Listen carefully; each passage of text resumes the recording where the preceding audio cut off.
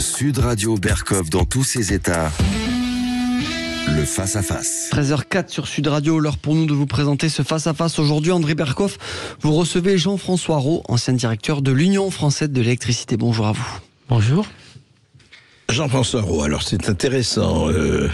Nous avons appris cette nouvelle assez triomphale que le prix de l'électricité va n'augmenter que 8,8% ou 8,9%. Mais vous voyez, contrairement aux esprits chagrins qui pensaient que l'augmentation serait de 10%. Vous voyez, toujours des grincheux, pessimistes. Non, ce sera que de 10%. En revanche, ça fait depuis 2 ans que ça a augmenté de 44%. Mais vous, ce que vous dites, Jean-François Rault, je rappelle que vous avez fait partie longtemps de l'équipe de direction de EDF, Électricité de France, et vous avez été directeur général de l'Union française d'électricité. Et vraiment, cette électricité, ce qui se passe depuis des années, on est absolument abasourdi de voir qu'on apprend, nous, Hurons, on découvre que voilà, les prix s'envolent, les prix baissent, qu'est-ce qui se passe? Indexé sur quoi? Indexé sur qui? Alors voilà, on va essayer avec vous d'apporter un peu de clarté dans cette clairière. Au fond, et aujourd'hui, ces prix, ces hausses de prix, ça correspond à quoi? Et ça part d'où? Alors bonjour. Celle d'hier annoncée par le maire est simplement le retour à des taxes sur l'électricité normale. Les taxes sur l'électricité sont quand même une vache à lait puisqu'elles représentent un tiers du prix payé par le consommateur. Donc en gros, un consommateur tarif de base paye 3 000 € par an pour une consommation estimée, enfin peu importe la référence, oui. Il paye un tiers de taxes. Bon, et donc c'est 1 000 € vont à l'État. Voilà, en gros sur toutes les taxes. Entre les taxes de ceci, alors il y a celle dont on parle, dont le maire parlait hier, évidemment, qui est la TI, enfin l'ACIS maintenant, qui a changé de nom, qui est plus faible, qui fait pas un tiers. Bon. L'intérêt d'augmenter les taxes pour le maire, c'est que tout le monde paye. Alors, il n'y a pas que les tarifs réglementés de vente, c'est payé sur l'énergie. Donc, c'est une taxe qui ne porte pas uniquement sur les clients d'EDF, ça porte sur tous les clients, qu'ils soient EDF ou aux fournisseurs. Voilà. Donc, en gros, la concurrence, c'est 30%, à vue d'œil. D'accord. Donc, si vous voulez, le maire, alors, d'où ça vient? C'est pas une augmentation des taxes, c'est un retour au montant antérieur des taxes. Alors, qui était de combien? Alors, en gros, si vous voulez, l'assise est passée de 32 à moins de 1. C'est ce qu'on a c'est ce qu'on a appelé le bouclier tarifaire. D'accord. C'est-à-dire que l'État a baissé les taxes sur l'électricité pour constituer le bouclier tarifaire. En gros, l'État a demandé aux contribuables de subventionner le consommateur d'électricité. Pour parler très clair. Bon. Donc, si vous voulez, le jeu des taxes est complètement. Et le jeu des taxes par l'État est indépendant du jeu du marché et de la hausse des prix qu'on a connue. C'est très important parce que. Mais le contribuable, c'est le consommateur. Enfin, le contribuable et le consommateur. Enfin, non, sauf que tout le monde consomme. Il y a quand même beaucoup de gens qui ne payent pas d'impôts, excusez-moi. Oui. Non, c'est vrai. Bon, donc, si vous voulez, le transfert n'était pas neutre. Et puis, il n'était pas neutre, surtout sur le plan fiscal pour l'État, qui est quand même endetté.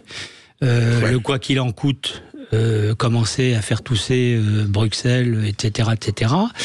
Et si vous voulez, le quoi qu'il en coûte en électricité a coûté très cher. Enfin, c'est plusieurs milliards d'euros qui sont partis... qui ont subventionné. Mais malgré ça, la hausse des prix, on y reviendra sans doute, a fait des dégâts. Bon. Mais c'était un effort. Tous les États européens ont fait un effort en faveur d'un consommateur en jouant sur les taxes. Donc il faut pas jeter le bébé avec l'eau du bain. Donc si moi j'avais été Bruno Le Maire, j'aurais eu une communication tout autre qui était simplement de dire l'État a fait un effort en baissant sa taxe de 30 à 1 ou peu importe, et on remet au niveau après parce que les finances publiques ne le supportent pas. Bon, il ne faut pas oublier non plus que les taxes, pour sortir de ce problème de taxes, que les taxes sur le pétrole vont baisser. non pas vont baisser en niveau, mais vont baisser en revenus parce que les consommations fossiles devraient baisser dans les années qui viennent, et que c'est une énorme ressource pour l'État. J'ai plus le chiffre en tête, mais c'est une énorme ressource et qu'il faut le compenser. Bon. Donc la transition énergétique, c'est moins de taxes sur les fossiles et plus de taxes sur l'électricité. Ce qui est complètement paradoxal dans ce qu'a annoncé le maire hier, c'est que quand on regarde la taxe sur le gaz, elle est inférieure à la taxe sur l'électricité. Donc, si vous voulez... Je croyais que l'électricité était indexée sur le gaz. Non, alors ça c'est le marché, ça c'est autre chose. C'est le marché, c'est tout à fait autre chose. Tout à fait autre chose. Voilà, c'est hyper compliqué, oui. Parce que... et puis, il y a tellement de bullshit qui sont racontés par les uns et par les autres que... Ouais. Alors, justement, compliqué. Mettons de la clarté là-dedans. Voilà, et on va essayer. Donc, si vous voulez, pour sortir du problème des taxes, en gros, l'accise ELEC, alors, doit passer à 23 ou un truc comme ça, et le gaz est à 16. Bon, donc si vous voulez, c'est aberrant d'avoir une taxe sur le gaz inférieure à la taxe sur l'élec pour le même type de taxe. Hein, oui, absolument. Et puis il y a une troisième aberration qui est d'avoir plus augmenté les tarifs, des doubles tarifs, donc heure creuse, heure pleine. Heure pleine, oui. Par rapport au tarif de base. Plus on sera en heure pleine, heure creuse, mieux on se portera au niveau de la gestion de la pointe d'hiver dont on parle régulièrement quand il fait froid. Bon, voilà. Donc si vous voulez, c'est logique sur le plan économique si on regarde les finances publiques et si on regarde ce qui s'est passé depuis quelques années. En termes de communication, c'est simplement... Alors justement, puisqu'on parle en termes de communication, nous allons citer l'auteur des communications et on va citer aussi la nouvelle porte-parole du gouvernement et on va commenter là-dessus avec vous, Jean-François Rault. D'abord, Bruno Le Maire, voici ce qu'il dit parce qu'il a lui pointé du doigt le principal coupable de la hausse d'électricité. Écoutez. Permettez-moi de rappeler au passage que si les prix de l'électricité ont flambé, c'est parce que Vladimir Poutine, l'ami de Madame Le Pen, a attaqué l'Ukraine et a fait flamber les prix de l'électricité et du gaz. Ils en sont directement responsables. Permettez-moi de rappeler aussi que le Rassemblement national n'a pas voté le bouclier tarifaire sur l'électricité et sur le gaz. Alors quand j'entends sur votre plateau M. Bardella qui dit qu'il faut impérativement garder le bouclier tarifaire sur l'électricité, pourquoi son parti ne l'a-t-il pas soutenu et voté quand il fallait le faire? Alors, ajoutons à cela, après, donc, une explication grammaticale ou sémantique de Prisca Thévenot, porte-parole du gouvernement. Écoutez. On peut effectivement venir chicailler sur la sémantique. Je pense que les Français attendent, et vous l'avez très justement dit, des mesures concrètes pour leur quotidien. Et oui, nous avons besoin d'aller vers une énergie décarbonée, avec un mix énergétique assumé, avec le développement des énergies renouvelables et avec l'attractivité autour d'une capacité française, d'un savoir-faire français qui est le nucléaire. Nous avons voté 2 lois majeures sur ce sujet l'année dernière. Nous devons continuer aussi en européen. Alors, commençons par cela. Alors, Jean-François Rault, alors, est-ce que la crise d'électricité, la hausse des prix, soyons clairs, de l'électricité du gaz, est due à Poutine depuis février 2022 ? Poutine, elle est due à une erreur colossale de l'Allemagne sous Merkel, qui était l'abandon du nucléaire et le choix du tout gaz russe. Les 2 pipelines Nord Stream, excusez-moi, merci. Nord Stream 1 et Nord Stream 2, on allait mettre en place en route Nord Stream 2.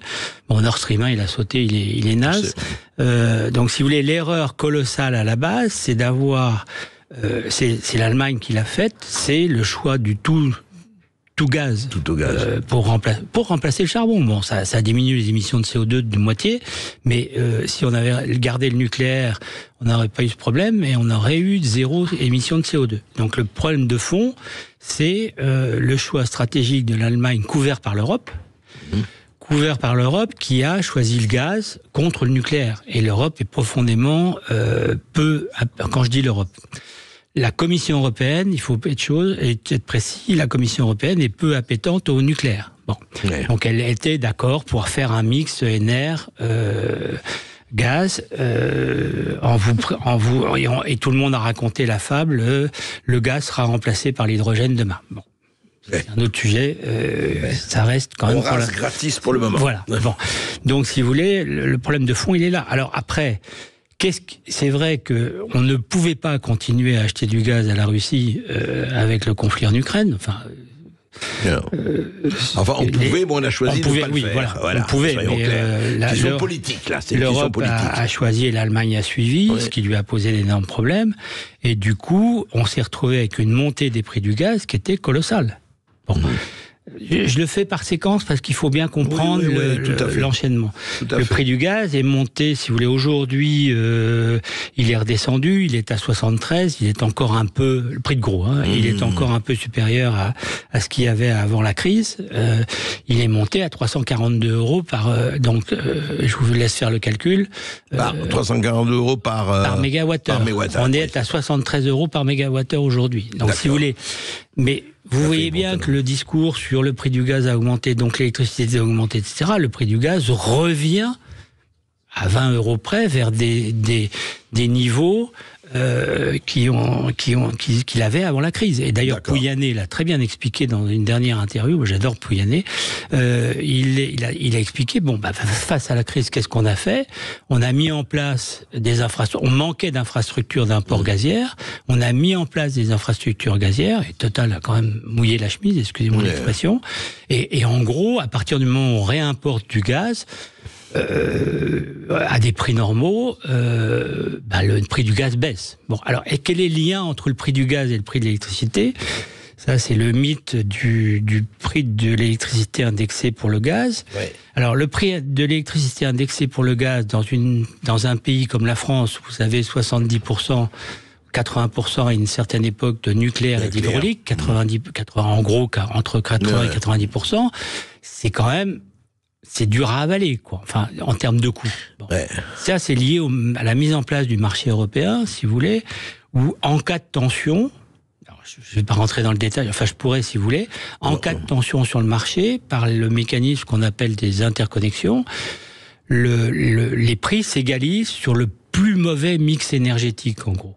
Alors, il se trouve que le mix énergétique était piloté en Allemagne, ça a été l'Allemagne, était piloté par le gaz. Donc on s'est aligné sur le plus mauvais gaz. Plus mauvais, donc l'Allemagne, donc le gaz. Voilà. Mais contrairement à ce que beaucoup racontent, il n'y a pas de merit order européen. Ça n'existe pas. Alors on va en parler après, juste une petite pause, c'est quand même très important parce que l'image de l'électricité indexée sur le gaz, on va en parler, ce qui s'est passé en Espagne, au Portugal, etc. Mais on va en reparler tout de suite. Et avec vous, au 0826 300 300, vous nous appelez, vous réagissez 0826 300 300. Sud Radio, votre avis fait la différence. Les opinions sont diverses et variées. Vous faites parler les auditeurs. De mon point de vue, la liberté d'expression est beaucoup plus fiable et authentique sur Sud Radio, quoi. Sud Radio, parlons vrai. Mademoiselle. Ici Sud Radio. Les Français parlent au français. Je n'aime pas la blanquette de veau. Je n'aime pas la blanquette de veau. Sud Radio Bercoff dans tous ses états. Et nous sommes toujours, et c'est très instructif, avec Jean-François Araud, ancien directeur général de l'Union française d'électricité et ancien, effectivement, membre du comité de la direction de l'électricité de France, de EDF. Mais dites-moi, Jean-François, on le voit, et malheureusement très très souvent, presque quotidiennement, des entreprises qui mettent la clé sous la porte parce que leurs tarifs électriques ont augmenté de 50-70% malgré le bouclier tarifaire, vous le disiez hors antenne, que vraiment ça explose. Mais enfin, qu'est-ce qui se passe? Comment se décident les tarifs d'électricité qu'on paye, nous, chacun? Alors, le boulanger n'a plus de tarifs, puisqu'en 2015, on a supprimé les tarifs régulés pour ce qu'on appelle les professionnels. Bon. Or, entre un boulanger qui n'a quasiment aucun pouvoir de négociation, et puis un fabricant d'aluminium ou un aciériste ou un gros consommateur, Total est un gros consommateur par exemple, le pouvoir de négociation n'est pas du tout le même. Bien sûr. Donc les gars sont plutôt dans des tarifs de vente proposés par EDF ou la concurrence basés sur le marché. D'accord. Ça veut dire que effectivement toutes les petites entreprises, etc., qui ont vu leurs tarifs exploser, peuvent rien faire, quoi. Bah, ils peuvent pas revenir à ce qu'on appelle le tarif régulé de vente. Bon. D'accord. Qui était censé protéger le consommateur. Bon. Donc, si vous voulez, le tarif régulier de vente, il faut en parler parce que c'est le prototype de la fausse concurrence qu'on a mis en place en électricité. Avant, les tarifs étaient du temps, je vais reprendre l'histoire, du temps du monopole, du temps d'EDF, établissement public, industriel et commercial. Donc, je dis les deux monopole, parce que voilà, le monopole. Les tarifs étaient calculés sur les coûts. Donc, l'État contrôlait les coûts d'EDF, donc les tarifs. C'était une discussion, j'y ai participé plusieurs fois. Bon. Oui, on fixait les coûts, les tarifs. On avait quand même une base solide et sérieuse qui était les coûts de production. C'est ça. Des différents, enfin, le coût rendu chez le client du mégawattheure. Voilà. D'accord. Donc, alors avec des tarifs qui étaient extrêmement performants, on y reviendra après. Parce qu'ils étaient justement basés sur l'optimisation du couple. C'était la pensée de Boiteux qui est décédé il n'y a pas longtemps, 101 ans. Je salue sa mémoire, parce que c'est lui qui m'a formé. On était sur la base de coûts réels, constatés. Voilà. Clair. Alors on pouvait discuter sur les coûts. Bien sûr. Qu'est-ce qui s'est passé? Alors, il s'est passé que la concurrence sur l'électricité a été adoptée au niveau européen. Quand? Le principe a été adapté au niveau des années 2000-2005. D'accord. Il y a différentes... Non, bien sûr, on ne va pas entrer en détail, mais c'est juste pour comprendre. Au début des années 2000, si vous voulez, on a basculé d'un système... Alors, on a basculé en 10 ans, progressivement, d'un système de tarifs à un système de concurrence. À l'origine... si vous voulez, il faut se remettre en tête l'histoire. À l'origine, les électro-intensifs, donc les gros consommateurs, en gros, vous avez en France 0,2 ou 3% du nombre de consommateurs qui consomment pas loin de 50% de la consommation. Donc ils ont un pouvoir colossal. Voilà, les gros. Hein. Oui, 2% qui consomment 50%. Non, 0,2%. On a 37 millions de consommateurs. 0,2, c'est les gros industriels. C'est des gens qui ont un vrai pouvoir. Si vous voulez, moi, j'ai discuté avec eux pendant des années. Ils ont un vrai pouvoir. Puis c'est des professionnels. Hein, c'est pas des idiots. Hein. Donc ces gens-là avaient ce qu'on appelle des contrats de long terme. Bien sûr. Vous avez entendu la petite musique. On revient au contrat de long terme. Et pas pour rien. Donc, avaient des contrats de long terme. Ils se sont dit, ces contrats de long terme sont trop chers. L'Europe, je caricature un peu, mais c'est l'essentiel. L'Europe est en surcapacité. C'était vrai qu'à l'époque, il y avait en Europe une surcapacité de production électrique. On va obtenir des prix plus bas.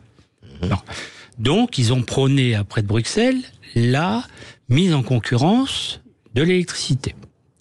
Qui, pour les gros consommateurs, aurait pu être intéressant. Bon, évidemment, qu'ont fait les producteurs, ils ont réduit les surcapacités. Donc les prix ont pris l'ascenseur.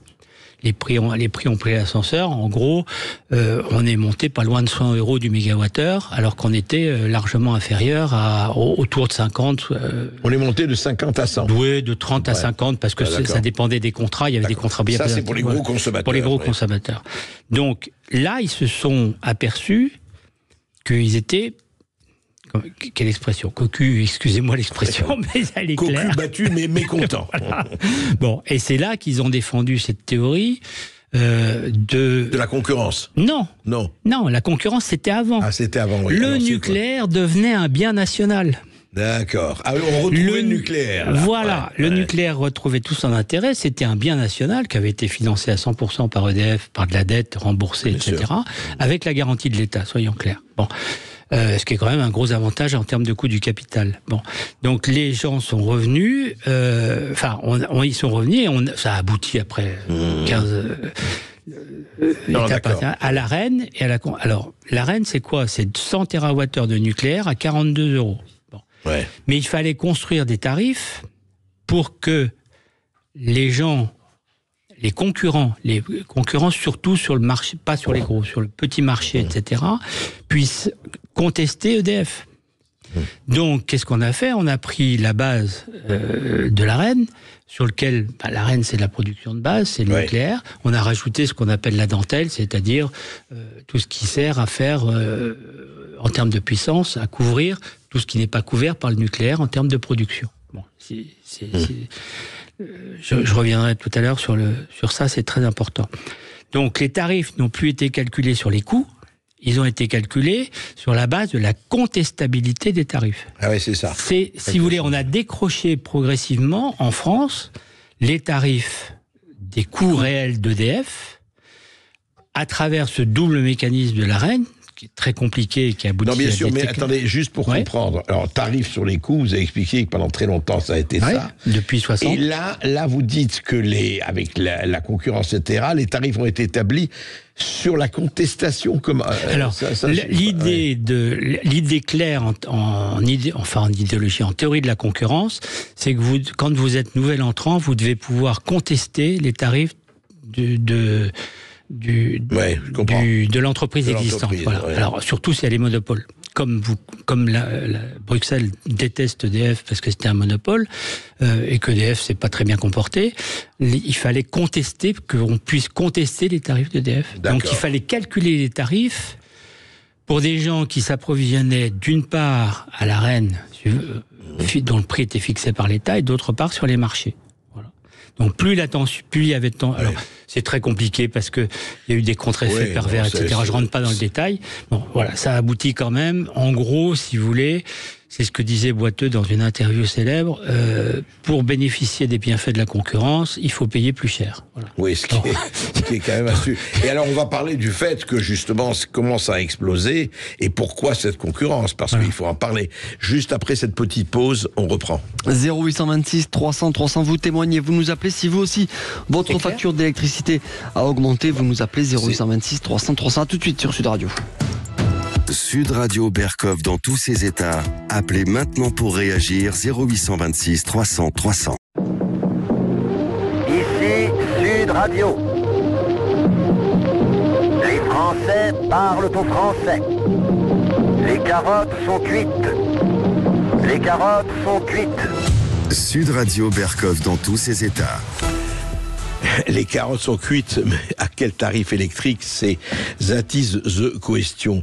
Avec Jean-François Rault. Alors, Jean-François Rault, certains disent, on en a parlé, certains disent, oui, enfin, il y a eu quand même cette chose absolument dramatique qui a été la création de concurrents, donc qu'ils appellent, je dis une certaine partie des soi-disant ou vrais experts, de concurrents parasitaires, alors que l'EDF en tant que monopole marchait très bien. Et puis il y a eu la seconde question, évidemment, enfin est liée, c'est les attaques contre le nucléaire. À un moment donné, effectivement, le lobby écologiste, l'Europe, etc., ou en tout cas la Commission européenne, qui faisait qu'on a dit bon, le nucléaire ça va. Fessenheim et compagnie. Alors, ce que je voudrais comprendre, c'est quel rôle aurait joué effectivement cette mise en concurrence et est-ce qu'il faut regretter le monopole d'EDF? Vous adressez à un ancien du monopole, donc quelque part, qui a participé à tout le tournant. Moi, je suis rentré à EDF en 73. Donc effectivement, j'avais une certaine fierté de ce qui se faisait si vous voulez lancer 50 tranches de nucléaire en moins de 15 ans et faire le transfert de consommation qui va avec pour que le nucléaire soit pas inutile, c'était quand même quelque chose. Bon. Alors, monopole ou pas monopole,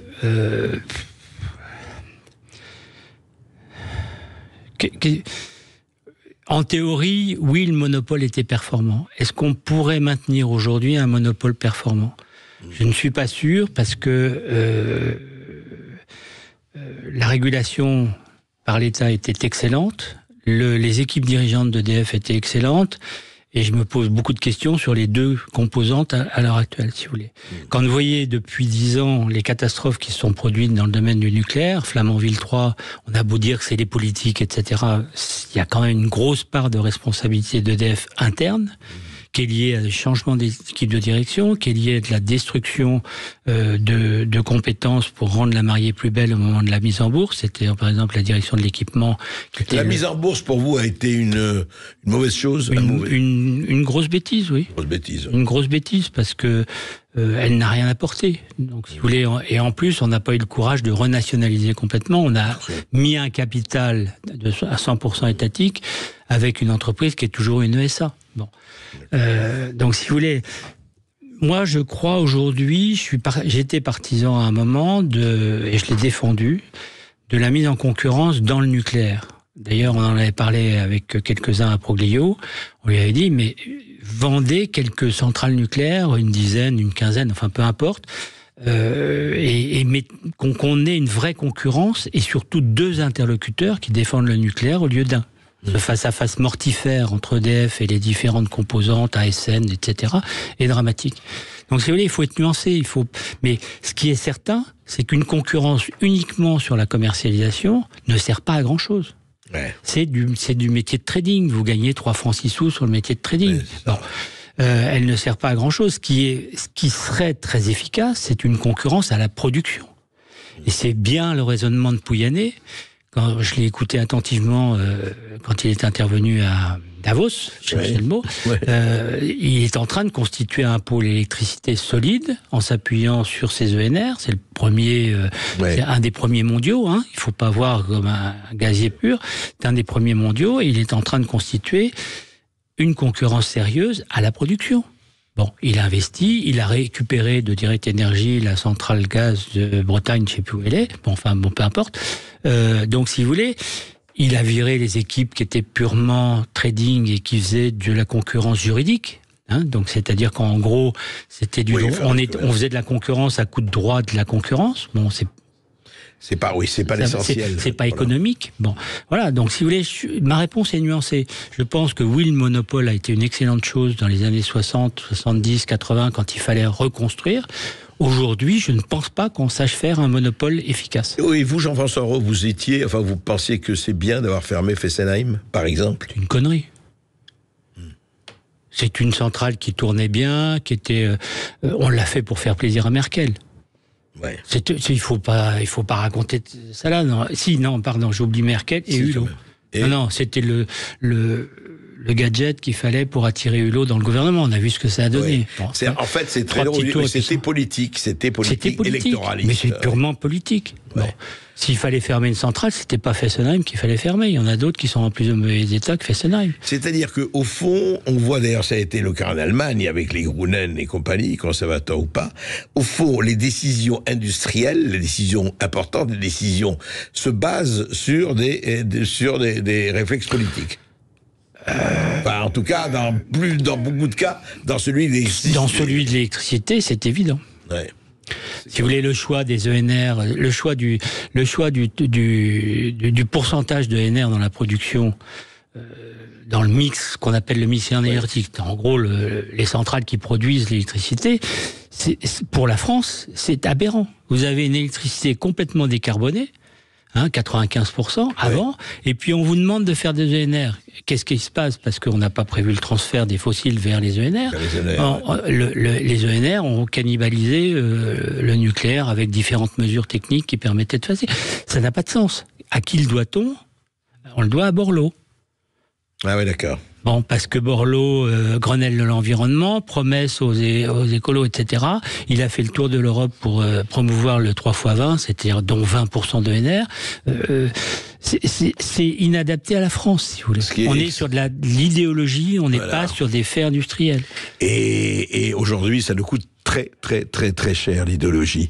On va peut-être prendre des auditeurs. Oui, puisqu'on a Jean-Marc qui nous appelle depuis Narbonne. Bonjour Jean-Marc. Bonjour Jean-Marc. Bonjour André, bonjour monsieur. Alors vous êtes un très bon communicant, monsieur. Vous venez peut-être de Davos ou autre. Mais vous savez que nous, Français, chômeurs, retraités, salariés, chefs d'entreprise, nous voyons les faits, si vous voulez. Et aujourd'hui, qu'on nous explique que l'électricité est basée sur le gaz allemand ou européen, on peut nous expliquer aussi qu'il soit basé sur l'or des Incas au XVe siècle ou les spaghettis italiennes.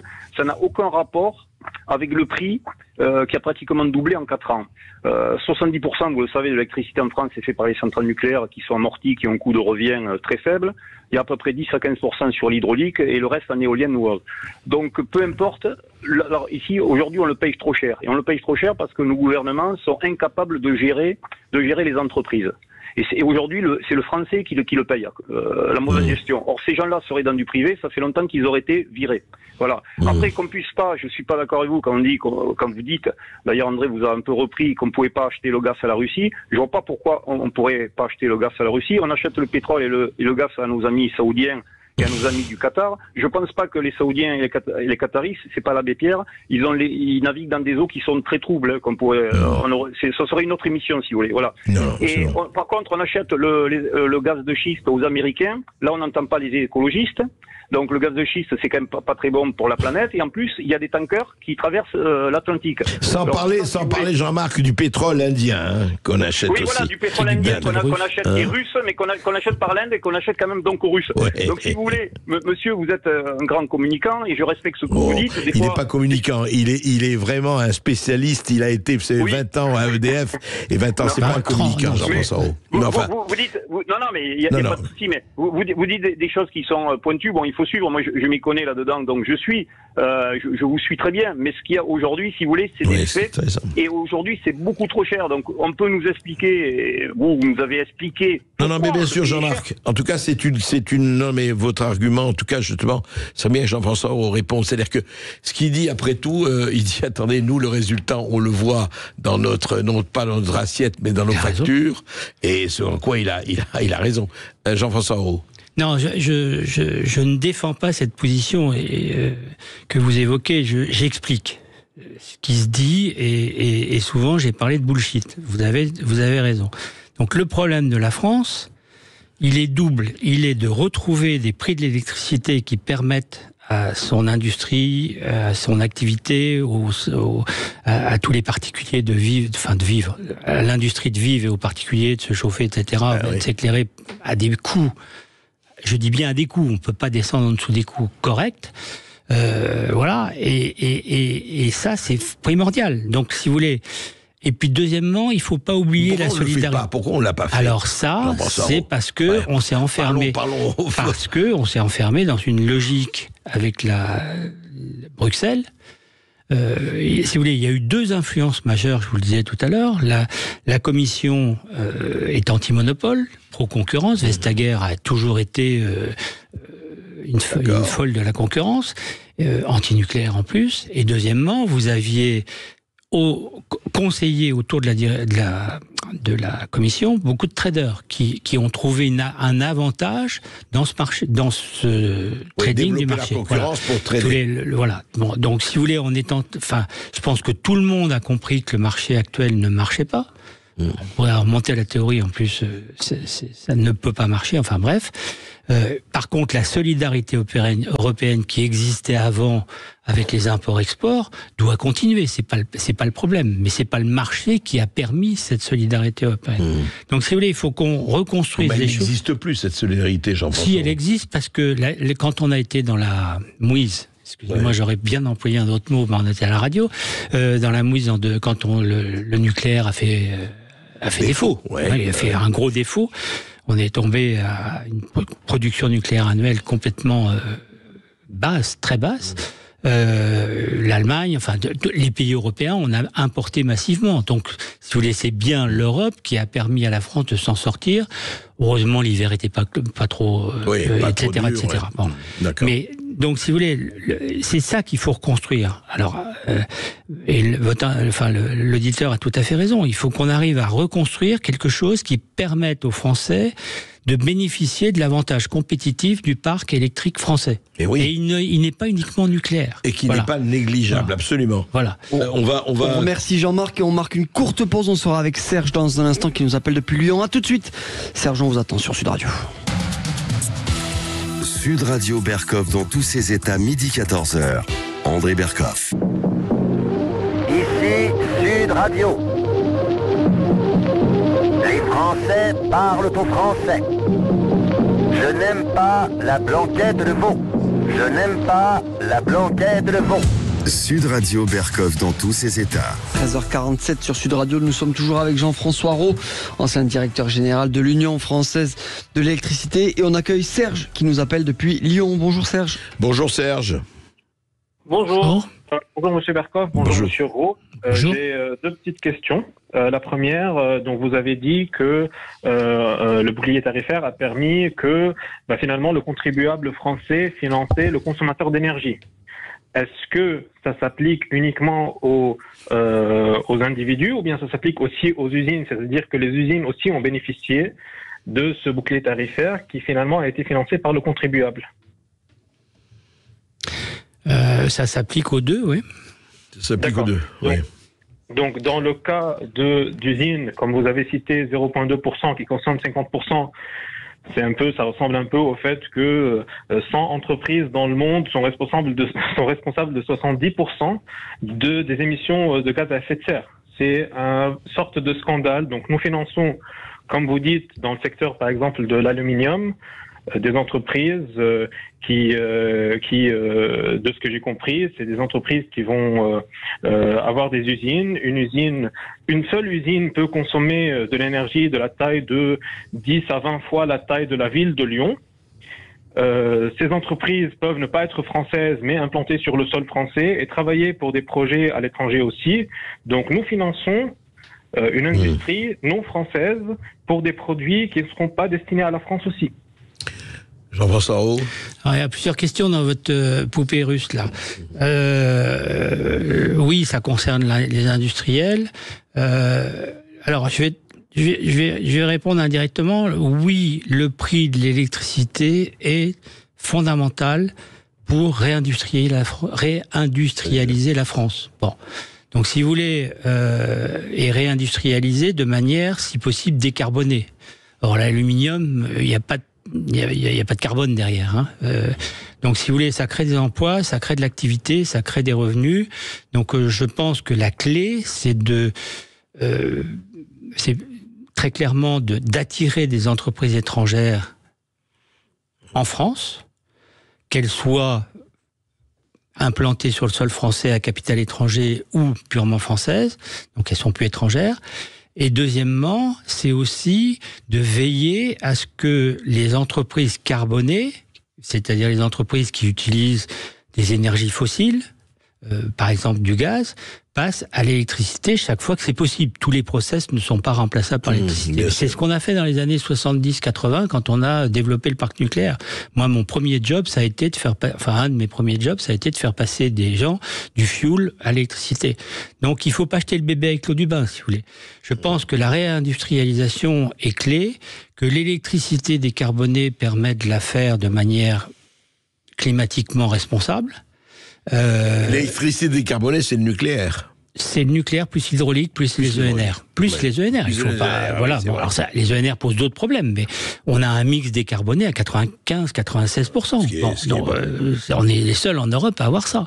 Et on a un prix de l'électricité qui est beaucoup moins cher que celui de l'Allemagne.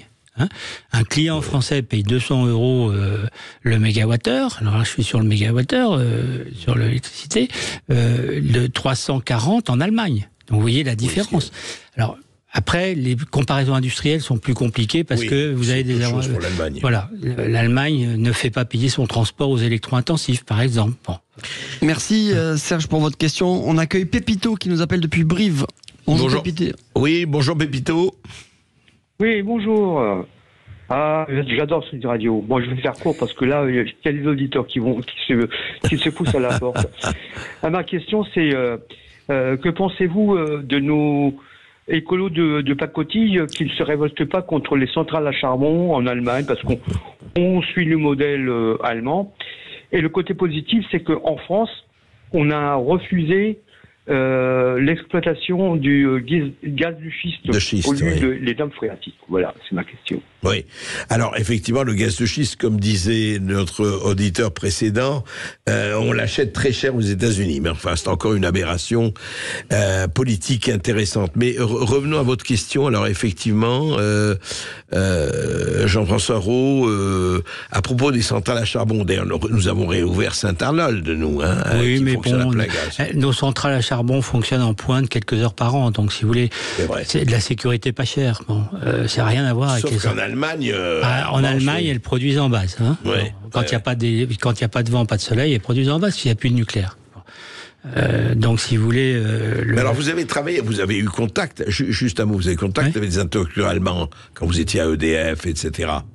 J'ai même fait des études en commun avec les Allemands sur le marché, oui. Alors, expliquez-nous, est-ce que c'est vraiment uniquement le poids des verres qui ont fait que, en grande pompe, l'Allemagne a enterré ses dernières centrales nucléaires en disant ça y est, on n'en a plus du tout? C'est le poids des verres. C'est vraiment le poids des verres, ouais. C'est le poids des verts dans la coalition, dans le mécanisme politique allemand. Oui, et où il faut construire des coalitions parce que c'est la proportionnelle, parce que aucune majorité claire ne sort des urnes et que dans la coalition. Oui, ce que faut faire la politique. Hein. Bah oui, voilà. Bon, donc si vous voulez, en France, les résultats obtenus par les Verts sont sans commune mesure avec leur poids politique. Il faut être clair. Et c'est des Verts, monsieur a dit de pacotille, il a raison. C'est des Verts qui sont avant tout anti-nucléaires et pas du tout pro-climat. Donc, si vous voulez, il ne faut pas raconter de bêtises. Si vous êtes... Alors après, vous pouvez rêver d'un mix électrique à l'horizon 2000, je ne sais pas combien, mais aujourd'hui, vous ne faites pas... La France a une des meilleures performances. Non, les pays du Nord, quand ils ont de l'eau et du nucléaire, sont meilleurs. Mais la France a une performance écologique pour l'électricité exceptionnelle. Donc, si vous voulez, je reprends le mot, c'est des Verts de pacotille, c'est des Verts idéologiques. C'est de l'idéologie, c'est pas de la science. Ouais, c'est intéressant. Merci Pépito. On a Olivier depuis Beaucaire. Bonjour Olivier. Bonjour Olivier. Oui, bonjour. Bonjour André. Je suis content de vous avoir. Je pensais, la première fois que vous écoutez, vous allez disparaître. Mais apparemment, on a le droit de parler sur Sud Radio. Ben très bien. Vous voyez. C'est très bien. Absolument. Voilà. Absolument. Moi, je me pose une question. Oui. Si l'installation des compteurs Linky, qui a coûté plusieurs milliards, gratuitement... Linky, le compteur Linky. Voilà. Oui. C'était gratuit. Je me demande si on n'est pas en train de le payer maintenant, avec ces 10% d'augmentation. Alors, oui, Jean-François Roux, le compteur Linky. Non, les tarifs réseau sont parmi les plus faibles d'Europe. Alors, on peut critiquer Linky sur son côté un peu, je vais dire rustique par rapport à une vraie box qui pourrait piloter, etc. Mais non, je pense pas. Les 10%, c'est vraiment des histoires de taxes de l'État. C'est pas sur les coûts réseau, c'est sur l'énergie. Non, ça y a les frontières sont étanches là. En fait, si je comprends bien. Oui, allez-y, Olivier, rapide. J'ai par expérience, j'ai 66 ans, donc j'écoute, j'annonce. C'est un peu le système de Raymond Barre, c'est-à-dire on annonce à l'avance qu'on va augmenter beaucoup, et puis finalement, moi j'ai dit à mon épouse il y a un mois, j'ai dit mais ils ne montreront pas 10%, ils montreront moins. Elle me dit mais pourquoi ils disent 10 ? Mais comme ça, quand on met que 8, les gens ils sont contents. Hein. Oui, 8,9. Merci Olivier. Jean-François Roux, juste... on arrive en fin d'émission, mais on reprendra tout cela. Il y a tellement de choses à dire avec vous.